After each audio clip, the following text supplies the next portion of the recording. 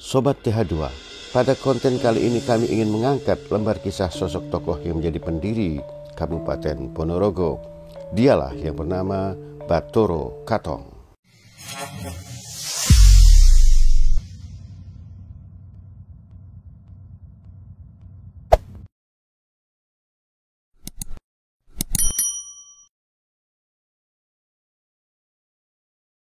Sebagaimana telah dikisahkan pada peristiwa sirna hilang kertaning bumi yang sering juga disebut sebagai geger di Majapahit, tak lain adalah merupakan penghancuran kekuasaan Majapahit.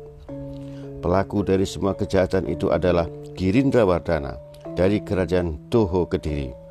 Namun sejauh telah ia lakukan angkara murkanya, harapan Girindrawardhana yang menjadi penghancur Majapahit itu tidak berjalan mulus karena Prabu Brawijaya dengan beberapa garu ampil serta putra-putrinya lolos dari kejaran maut. Lalu mereka berpencar menyelamatkan diri masing-masing ke berbagai tempat. Salah satu kerabat sang Prabu yang bernama Ki Ageng Kutu Suryangalam sesungguhnya memiliki kemampuan kanuragan sakti mandraguna.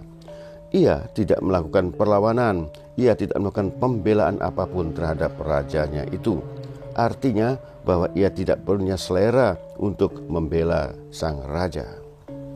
Guna menutupi perbuatannya yang tidak satria dalam membela kerajaan, ia kemudian pergi dari istana, menetap dan tinggal di hutan Wengker di kaki Gunung Wilis. Ki Ageng Kutu kemudian mendirikan padepokan dan mengajari masyarakat setempat bermacam ilmu, dari filsafat dan seni hingga kesaktian kanuragan yang berbasis sihir. Ki Ageng Kutu sangat mahir dalam menaklukkan dunia lain. Ia konon katanya mengandalkan dua buah pusakanya yang bernama Ki Jabadras dan Ki Condong Rawe. Disinilah kemudian para murid yang setia belajar di tempat itu, mereka juga berkesenian dan dikenal dengan nama warok. Para warok ini dalam berkesenian mereka gemar memainkan reog. Bahwa sesungguhnya awal kesenian ini dibuat adalah sebagai simbol kritik kepada Prabu Brawijaya karena dianggapnya tunduk pada rayuan wanita. Sebagaimana diketahui karena Prabu Brawijaya menikahi Putri Campa yang beragama Islam. Sementara kita ketahui pula pada permainan kesenian reog digunakanlah barongan yang menampilkan sosok kepala harimau Raja Majapahit yang ditunggangkan kepada seekor merak sebagai simbol Putri Campa. Sepertinya Ki Ageng Kutu sedang mengalihkan alasan kenapa dia tidak membela Prabu Brawijaya saat diserang oleh Prabu Girindrawardhana di Istana Majapahit. Di wilayah hutan Wengker itu, Ki Ageng Kutu hidup penuh wibawa bersama para pengikutnya. Dalam rumah tangganya, Ki Ageng Kutu memiliki 3 orang anak yang bernama Suryolono, yang kemudian hari dikenal dengan nama Suro Menggolo, yang kedua bernama Suryodoko yang kelak menggantikan ayahnya dan mengganti namanya menjadi Suro Handoko. Sementara anak yang ketiga adalah seorang putri yang bernama Niken Gandini yang kelak di kemudian hari menjadi istri Bathara Katong. Sobat TH2, itulah sekilas awal lembar kisah tentang hutan Wengker yang berada di kaki Gunung Wilis itu. Sementara putra Prabu Brawijaya dari pernikahannya dengan Putri Campa telah lahir dan diberi nama Raden Djoko Piturun. Sang putra diselamatkan oleh laskar Majapahit yang bernama Ki Jalak Mandala, lalu disembunyikan di lereng Gunung Wilis. Demi keamanan, Raden Djoko Piturun yang masih remaja itu oleh penyelamatnya diganti namanya menjadi Raden Harakali. Di bawah bimbingan gurunya, Raden Djoko Piturun atau Raden Harakali terus berlatih ilmu kanuragan, baik lahir maupun batin. Sementara dalam memperdalam akidah iman Islamnya, ia juga banyak belajar kepada Sunan Kalijaga. Waliullah itu mengunjungi Raden Djoko Piturun di lereng Gunung Wilis itu secara sembunyi-sembunyi.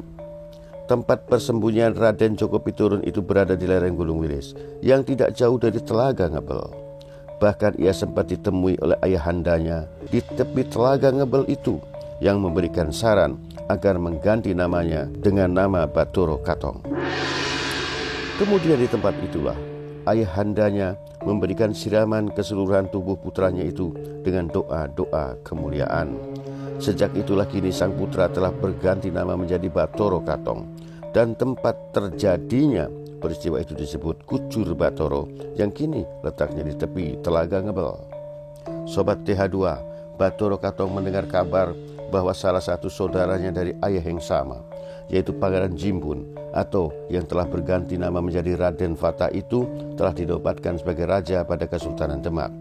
Ini artinya akan memperkuat dan memperluas dakwah Islamiyah serta mengukuhkan marwah daulah kebangsawanan Majapahit. Tetapi Batoro Katong menyadari keberadaan dirinya yang masih lemah, sementara ia pun berada di wilayah yang tak jauh dari kekuasaan Ki Ageng Kutu. Batoro Katong mulailah memperkenalkan Islam di desa Pelampitan yang ternyata disambut baik oleh warga setempat. Bahkan hingga sampai ke desa-desa berikutnya, di desa Seton inilah akhirnya menjadi pusat Batoro Katong tinggal menetap. Kabar maraknya para penduduk yang telah memeluk Islam terdengar pula oleh Ki Ageng Kutu dan dia sangat marah. Akhirnya Ki Ageng Kutu menjumpai Batoro Katong, ingin melabrak dan membunuh Batoro Katong. Akan tetapi jika Tuhan yang berkuasa atas kudrat dan irodatnya, yang terjadi bukanlah peperangan dahsyat sebagaimana yang dibayangkan oleh khalayak. Karena pada saat pertemuan itu Batoro Katong malah meminang dan melamar putri Ki Ageng Kutu yang bernama Niken Gandini. Rupanya sebelumnya bahwa secara diam-diam Batoro Katong dan Niken Gandini telah saling jatuh hati. Ini yang membuat Ki Ageng Kutu merasa tidak berkutik karena tantangan ilmunya ditanggapi oleh Batoro Katong dengan sikap kelembutan kasih sayang. Betullah pepatah Jawa yang mengatakan Surodiro Jayaningrat lebur dening pangastuti, yang artinya keangkara murkaan itu akan terkalahkan oleh budi pekerti. Tak seberapa lama, konon dikabarkan Ki Ageng Kutu pun meninggal. Maka kedua putra laki-laki Ki Ageng Kutu yang bernama Surumenggolo dan Suruhandoko akhirnya kemudian bergabung dengan Batoro Katong. Terlebih kecintaannya telah tumbuh setelah mengetahui siapa jati diri Batoro Katong, yang tak lain adalah titisan Agung Trah Brawijaya, pemegang tahta Majapahit.